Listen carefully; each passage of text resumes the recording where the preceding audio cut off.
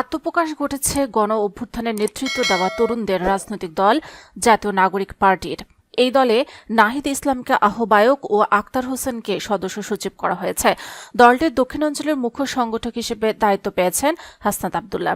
দায়িত্ব পাওয়ার পর শুক্রবার রাত 11:09 নিজের ভেরিফাইড ফেসবুক অ্যাকাউন্ট থেকে একটি স্ট্যাটাস দেন তিনি।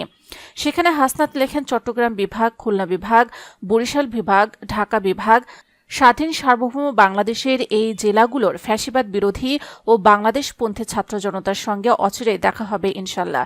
তিনি আরও বলেন, আমরা বাংলাদেশের আপামর ছাত্র জনতার দ্বারে দ্বারে পৌঁছাতে চাই, তাদের মহাকাব্যিক সংগ্রামের বীর গাথা এবং তাদের স্বপ্ন ও প্রত্যাশার গল্পগুলো শুনতে চাই। কামার কুমার, কৃষক, শ্রমিক, দিনমজুর থেকে শুরু করে বাংলাদেশের সব স্তরের জনগণকে সঙ্গে নিয়ে আমরা আমাদের নতুন বাংলাদেশ গড়ব। জুলাই গণ অভ্যুত্থানে দেশমাতৃকতার তরে অকাতরে প্রাণ বিলিয়ে দেওয়া শহীদদের রক্তের ঋণ পূরণ করতে আমরা আমাদের সর্বোচ্চটুকু বিলিয়ে দিতে প্রস্তুত আছি।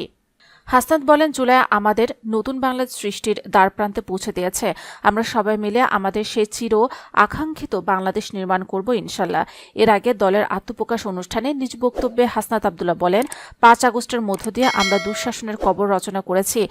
গণভবনে কে যাবে তা নির্ধারণ হবে বাংলাদেশ থেকে, ভারত থেকে নয়। সংসদে কে যাবে তা নির্ধারণ করবে দেশের খেটে খাওয়া জনতা। ক্ষমতার মসনদে কে বসবে তা নির্ধারণ করবে এই ভূখণ্ডের মানুষ। আমরা এই তরুণ প্রজন্মের কথা দিতে চাই, প্রতিটি প্রতিষ্ঠানকে আমরা সচল করে গড়ে তুলব।